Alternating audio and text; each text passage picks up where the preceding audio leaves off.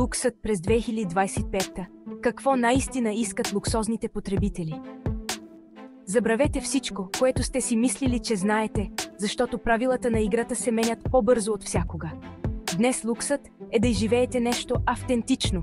Става въпрос за изключителни преживявания, за ексклузивност, която ви кара да се чувствате част от таен клуб и за ясна ангажираност към опазването на околната среда. Пригответе се, защото в това видео разкриваме топ луксозните тенденции през 2025, които ще разтърсят индустрията. Посетете партньорите на видеото чрез линковете в описанието. Ултра ексклузивно и хиперперсонализирано. Притежавайте единственото по рода си. Представете си, влизате в стая и всички носят един и същ бранд, един и същ часовник. Модерно е, но това ли сте вие? Сливате се с тълпата, губите онази искра индивидуалност, която ви прави уникални. Супер богатите искат нещо различно. Те търсят ексклузивност, нещо, което наистина ги отличава от останалите. Искат да усетят енергията на това да притежаваш нещо, което никой друг няма. Това е стремежът към уникалност, начин да се откроиш в свят, в който всичко изглежда стандартизирано.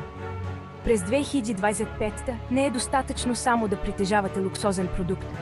Самото владение на ценен предмет вече не носи същото удоволствие, както преди. Супер богатите сега търсят уникални, персонализирани и ултралимитирани серии, които само шепа хора по света могат да се здобият.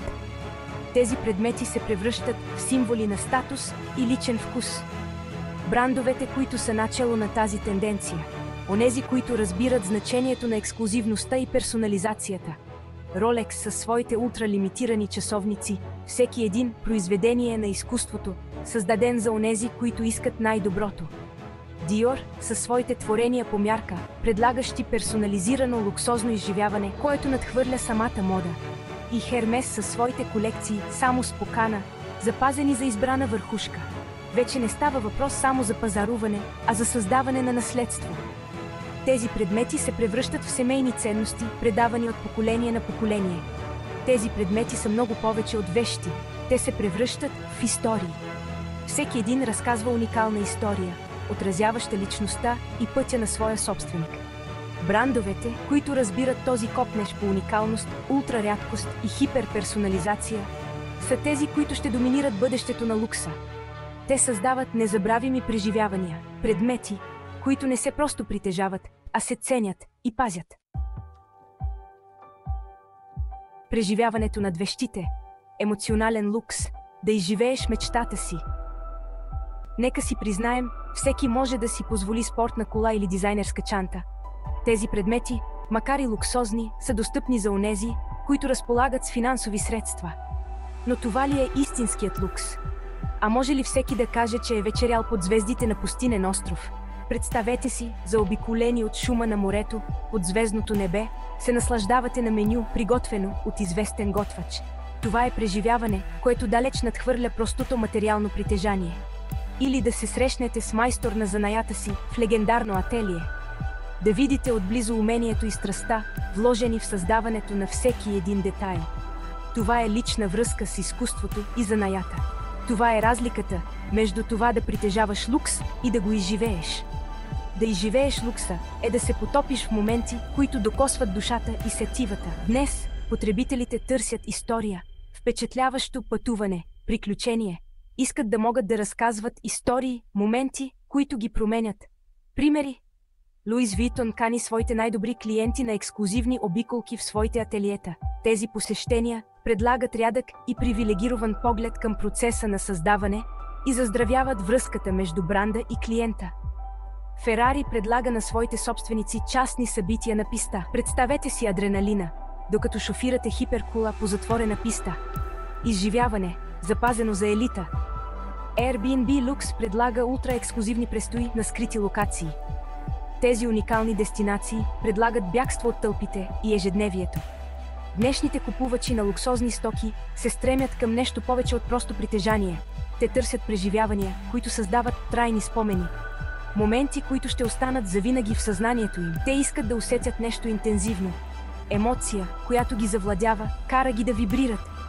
Брандовете, които разбират тази промяна от предмет към преживяване, са тези, които ще спечелят сърцата и умовете на бъдещите луксозни потребители.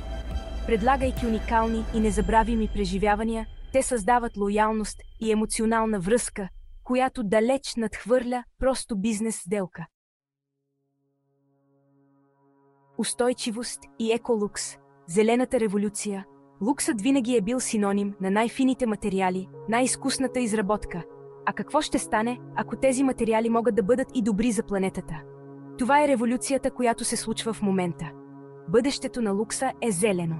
Новите поколения милионери искат лукс, но с чиста съвест. Стела Маккартни е пионер в 100% екологично отговорната мода. Шанел и Хермес създават чанти от веган кожа с биологичен произход.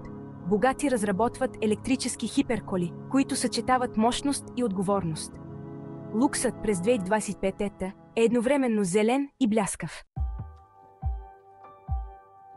Дигитализация и метавселена. Виртуален лукс – да притежаваш невидимото. Мислите ли, че луксът е ограничен само до това, което може да се докосне? Помислете отново. Луксът вече не се отнася само до материални предмети. Сега той се е разширил до преживявания и дигитални активи, които размиват границите на въображението. Дигиталният свят експлодира, а луксът е начало на приключението в метавселената. Представете си вселена, в която всеки пиксел може да бъде произведение на изкуството, където всяко виртуално взаимодействие може да се превърне в луксозно изживяване. Пригответе се за свят, в който можете да притежавате виртуално имение, да носите дигитален Rolex и да присъствате на ревю в метавселената. Всичко това от уюта на вашия дом. Границите между реалното и виртуалното се размиват, създавайки безкрайни възможности за любителите на лукса. Конкретни примери. Баленсиага и Гучи продават дигитални дрехи за метавселената. Тези емблематични брандове преоткриват модата, предлагайки дрехи, които можете да носите само във виртуалния свят. Nike пуснаха NFT маратонки, които бяха продадени за повече от истински.